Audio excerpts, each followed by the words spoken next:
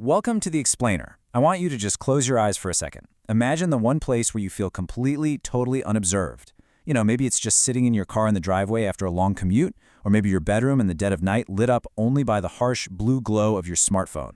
We all have this digital shadow, right? A trail of fragmented thoughts, quiet fears, and burning curiosities that we type into search bars, totally assuming they just vanish into the void. But what if the void is actually watching? Today, we're walking through a structural breakdown of a modern nightmare. We call it the glass room, a digital autopsy. We're going to trace the exact anatomy of a complete digital unraveling. So, what actually happens when your darkest 2 a.m. secrets are broadcast to the entire world? I really want you to feel the weight of that for a second. Think about the very last thing you searched for when you couldn't sleep. Was it, a medical symptom you were way too embarrassed to ask a real doctor about? An old ex you looked up on a whim? Some petty, deep-seated insecurity? We treat our search engines like confessors. They're these silent, non-judgmental vaults holding our truest selves. But in the scenario we're examining today, that vault hasn't just been unlocked. The doors have been blown absolutely clean off their hinges. Section 1. The 7:42 a.m. Awakening. Okay, let's dive into this. It starts off so confusingly mundane. It's just like any other Tuesday. 7:42 a.m. You're barely awake, right? You're reaching for the device on your nightstand out of pure muscle memory. You're expecting maybe a weather update, but instead, your phone literally explodes. Messages, mentions, missed calls, just a relentless vibration against your palm. The notifications are stacking up so fast they completely blur together. Ding, ding, ding. It is a staccato assault. Now, at first, there's this weird moment of bizarre, completely misplaced optimism. You think, oh, maybe a joke I posted went viral. But as your eyes adjust to the screen, your stomach just drops into a bottomless pit. Someone just uploaded your entire search history. Every single search, every late-night question, every insecurity, every secret curiosity you were never ever supposed to share with anyone. It is all public. Take a breath and just let that sink in. Millions of people are already reposting it. It's no longer confined to your little device. Your most intimate psychological fingerprint has just been dragged out of the dark and placed under the blinding, merciless floodlights of the global internet. Section 2. The social fallout. Because obviously, the nightmare doesn't stay online. You see, the internet is not a passive audience. It's an active, incredibly hungry organism. At first, strangers just laugh. But that laughter, it very quickly morphs into curiosity. The anonymous masses transform into thousands of amateur detectives, and they work with terrifying efficiency. They take the raw anonymous data of your exposed searches and they weaponize it. They look at a query about a local restaurant and connect it to your city. They cross-reference a complaint about a specific class to find your exact school. They map out your commuting questions to locate your workplace. Piece by piece, they attach your real name to your most private thoughts. Within hours, complete strangers know more about the inner workings of your mind than your closest friends. And then comes the viral spread. You try to fight back, right? Of course you do. You scramble. You try deleting your accounts, locking everything down. But it's way too late. The speed of the internet is completely uncontrollable. Screenshots spread literally faster than human fingers can hit delete. It mutates. Your actual life becomes content. Reaction videos appear on YouTube.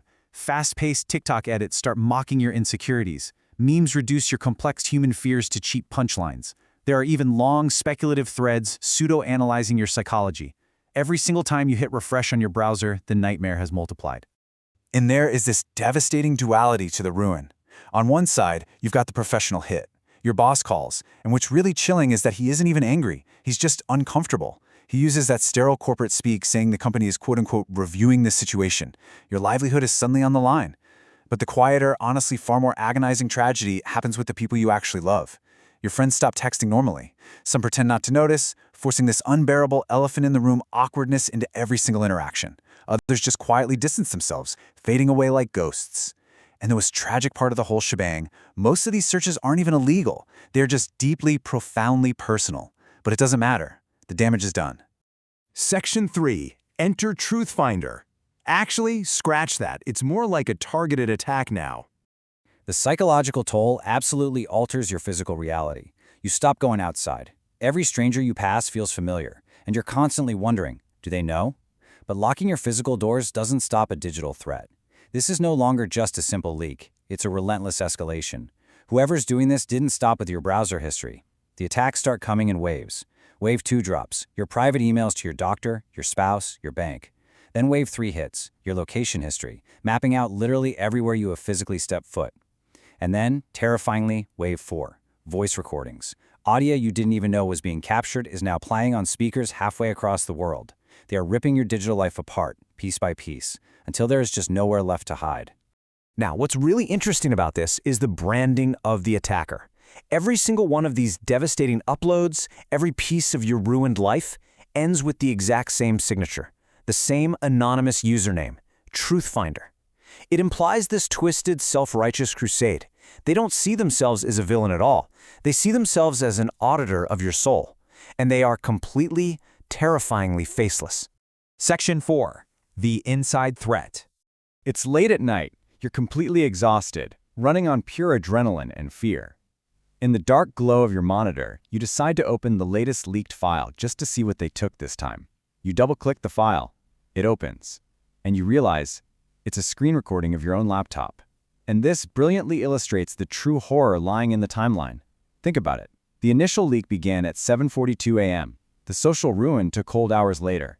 But as you watch this screen recording, you notice the angle. It's recorded through your own webcam.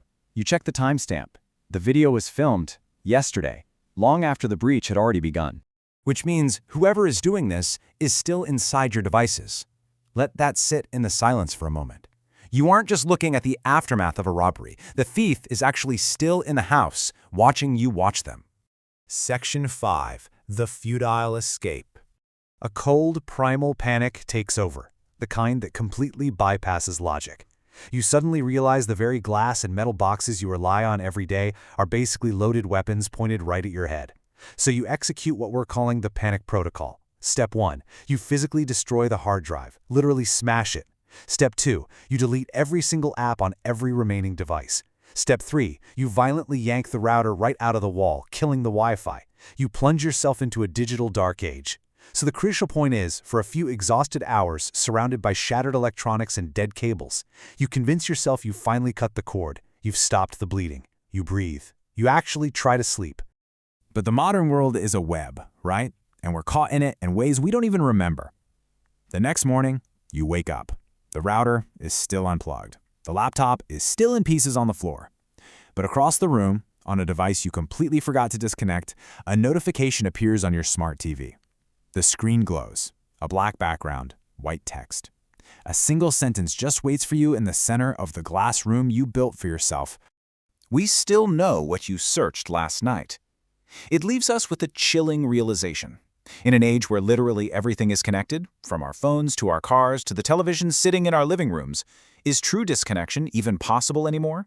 Or are we all just one 7:42 a.m. notification away from finding out that our glass rooms were never soundproof to begin with?